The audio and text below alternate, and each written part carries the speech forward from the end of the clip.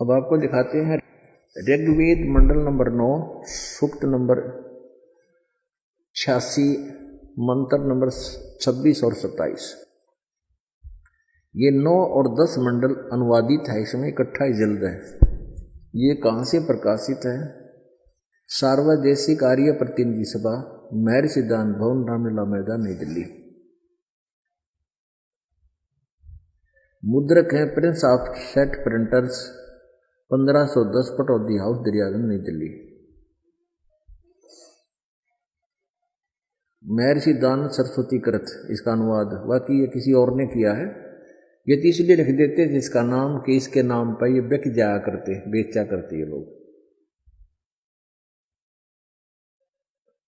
ये जो यहाँ पर इन्होंने अनुवादक गलत लिखा है, क्योंकि महर्षि दानव जी ने एक यजुर्वेद पूरा, ऋग्वेद का केवल मंडल 1 से लेकर 6 तक अनुवाद किया था, फिर इनकी मृत्यु हो गई थी। अब उसके बाद ऋग्वेद के मंडल नंबर 7 से लेकर 9-10 तक किसी और ने अनुवाद किया और उसने बहुत कुछ ठीक किया है। और दानंद ने तो बट्ठा बैठा रखा था अनुवाद का भी, एंड बैंड बिरनी के हे मनुष्य हे लोगो, मनुष्य और लोग कहीं दो हो जाते हैं।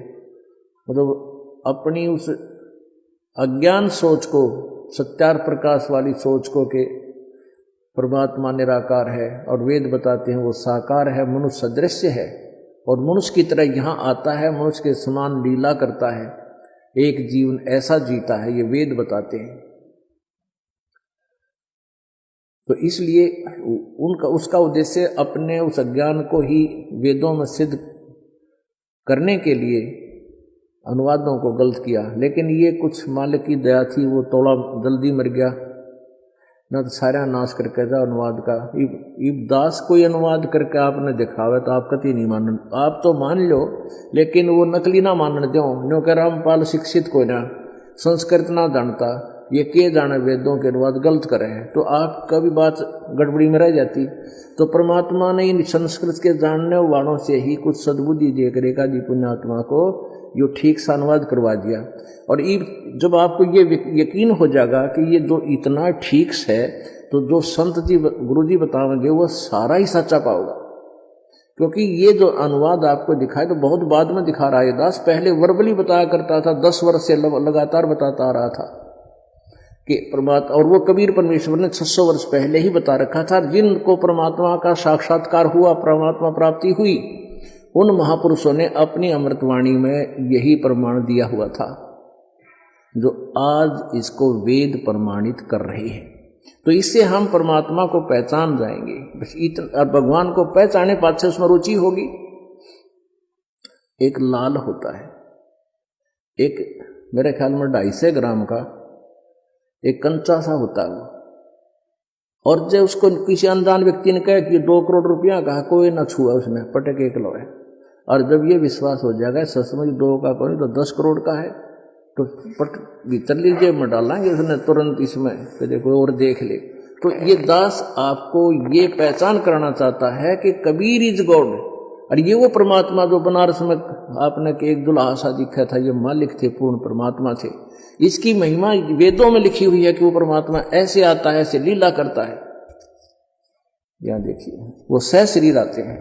ये ऋग्वेद मंडल नंबर आपको दिखा रहे हैं, ये भी दिखा, ये कहां से प्रकाशित है। सार्वदेशिक आर्य प्रतिनिधि सभा, महर्षि दान भवन, महर्षि दान भवन, रामलीला मैदान, नई दिल्ली 2 से। ये इनके फैक्स और फोन नंबर हैं।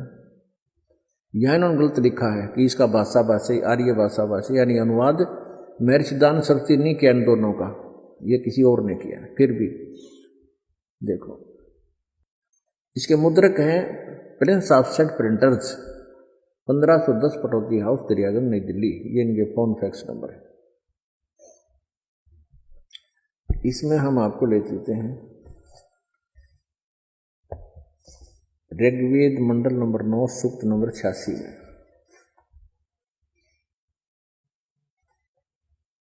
और 26 मंत्र ये क्या बताता है कि यज्ञ करने वाले यजमानों के लिए परमात्मा, यज्ञ माने धार्मिक अनुष्ठान, शास्त्र अनुकूल करने वाले यजमान माने भक्तों के लिए परमात्मा, सब रास्तों को सुगम करता हुआ उनके विघ्नों का मर्दन करता है, उनके संकटों का नाश कर देता है और उनको पवित्र करता हुआ और अपने रूप को, यानी साकार है ना भगवान इनके शब्दों में, अपने रूप को सरल करता हुआ वह कांति में परमात्मा सर्वज्ञ लिखा। कवि, हम इसको कबीर देव, वो कबीर देव विद्युत के समान यानी बिजली की तरह क्रीड़ा करता हुआ वर्णीय पुरुषों को यानी श्रेष्ठ आत्माओं को प्राप्त होता है, मिलता है। अपुण्य आत्माओं ये स्पष्ट हुआ कि वो परमात्मा जो सत साधना करते हैं उनके सब उनके रास्तों को सुगम करता है, उनकी बाधाओं को टालता है और उन पर आने वाले संकटों का निवारण करता है। वो परमात्मा कबीर देव है। वो कबीर देव, जैसे कवि, अब कबीर देव, हम इसको कबीर देव माने परमेश्वर, और हम कबीर जैसे संस्कृत में क्यों कबीर है, कबीर देव है। जैसे ऋग्वेद मंडल नंबर 9 और सूक्त नंबर 20 का मंत्र नंबर 1 में कबीर देव लिखा है, ये देखिएगा।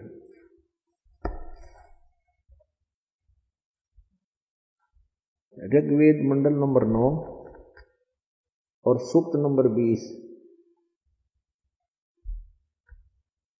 इसका मंत्र नंबर 1 आपको दिखाते हैं।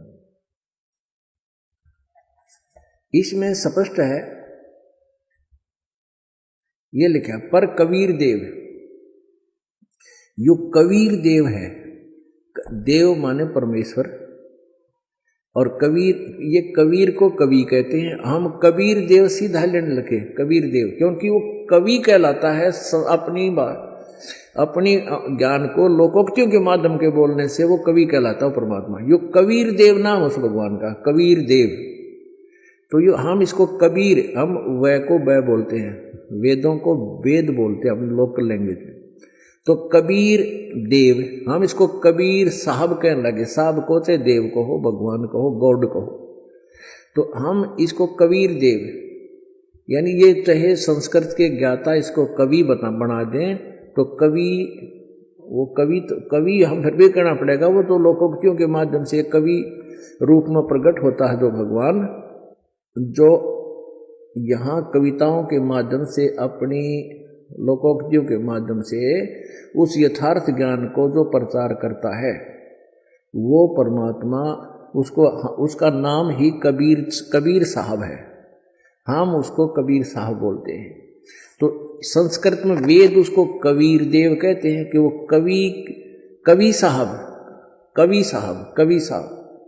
ये कवि साहब मान लें जो ज़्यादा एंडमेंड करते हैं संस्कृत में। व्याकरण ऐसे है, व्याकरण नहीं जानता, व्याकरण क्या कर लेगी इसमें।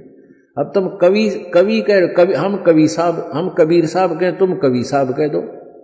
वो जो परमात्मा लोकोक्तियों के माध्यम से आकर के ज्ञान देता है, कविताओं के माध्यम से एक प्रसिद्ध कवि की उपाधि भी पाता है, वो पूर्ण परमात्मा है। वो बनारस में आया था, हम वो कहते हैं वो ही है वो कवि देव। तो जिसने तुम कवि को हो, हम उसने कबीर साहब कहा। इतनी सी बात है। अब ऋग्वेद मंडल नंबर 9 देखिएगा। ऋग्वेद मंडल नंबर 9 सूक्त नंबर 86 का मंत्र नंबर 26 आपने पढ़ लिया। 86 का मंत्र 26 पढ़ लिया कि यज्ञ, ये देखो यहां भी कबीर अत्यो, यहां भी कबीर लिखा है। ये कबीर देव है, कबीर अत्यो। हम इसको कबीर देव कहने लगे, कबीर साहब है। इन्होंने इसका अर्थ यहां लिख लिया, संधि छेद कर कबीर कर दिया, कबी ही। हम इसको कबीर देव लिख दिया यहां पर, वो कवि साहब है, कबीर साहब, नथिंग एल्स। यज्ञ करने वाले यज्ञ करने वाले यानी धार्मिक अनुष्ठान करने वाले यजमान माने भक्तों के लिए परमात्मा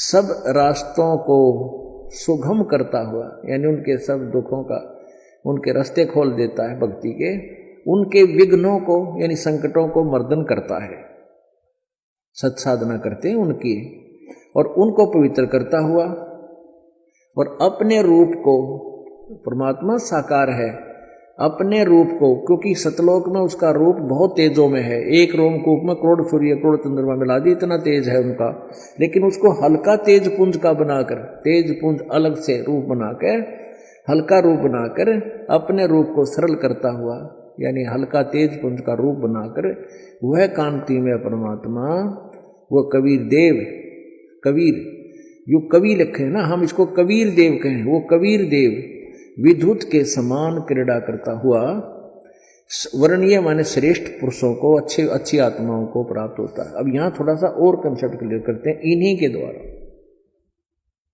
जैसे कहीं पर यजुर्वेद की महिमा गाई जा रही हो, लिखी हुई हो, तो वहां केवल यजु भी लिखा हो, यजुहु, तो वो भी यजुर्वेद ही समझा जाता है। जैसे इसमें यजुर्वेद है, ये यजुर्वेद है, ये ऊपर लग रहा है, इसको यहां दो अपसर्ग लगा के अलग अलग कर सकते हैं, यजुर्वेद, यजुहु कहते हैं इसको। लेकिन इसका भी ये देखिएगा, यजुर्वेद ये महर्षि दानव सरस्वती ने अनुवाद किया है कंप्लीट, पूरे 40 अध्याय, 40 के 40 अध्याय का। ये कहाँ से प्रकाशित है?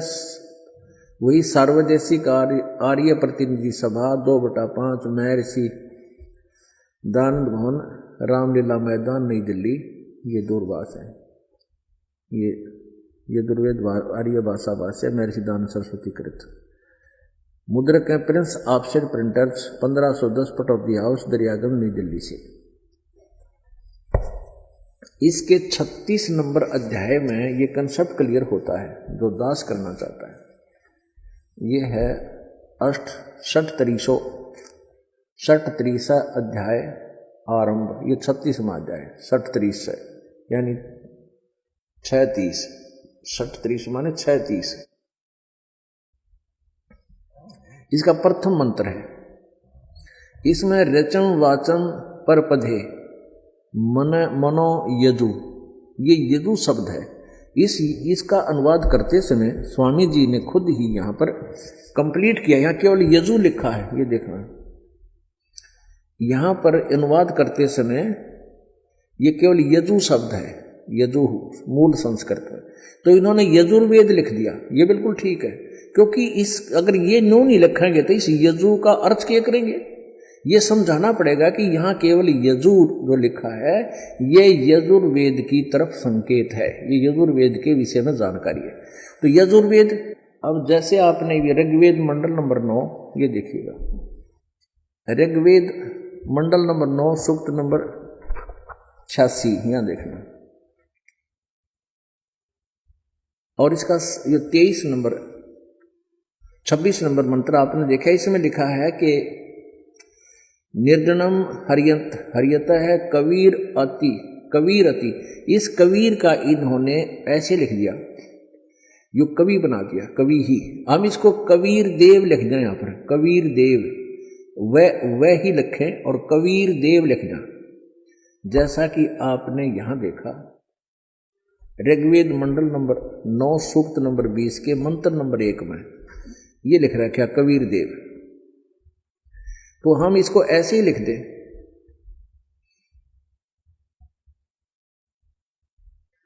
ये कबीर देव है।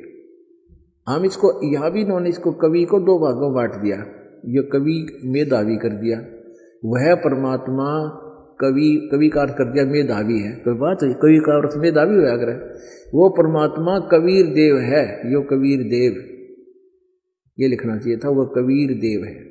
इसमें तो स्पष्ट लिखा है, अगर केवल कवि शब्द भी है जैसे इसमें है ऋग्वेद मंडल नंबर 9 सूक्त 86 के मंत्र 26 में, वह कबीर अचो, तो इन्होंने इसको अकेला सिंगल कबीर कर दिया और अचो यो नारा कर दिया, अचो।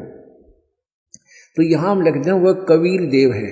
अब देखना, यज्ञ करने वाले यानी धार्मिक अनुष्ठान करने वाले भक्तों के लिए, यजमानों माने भक्तों के लिए परमात्मा सब रास्तों को सुगम करता हुआ उनके विघ्नों को मर्दन करता है, सारे संकट निवारण कर देता है, न खत्म कर देता है, और उनको पवित्र करता हुआ और अपने रूप को सरल करता हुआ वह कांति में परमात्मा कबीर देव, हम यहाँ लिखते हैं कबीर देव। जैसे यजुर्वेद लिखा, यदु के स्थान या यजु था, उन्हें यजुर्वेद लिखना पड़ा, ऐसे कबीर देव विद्युत के समान क्रीड़ा करता हुआ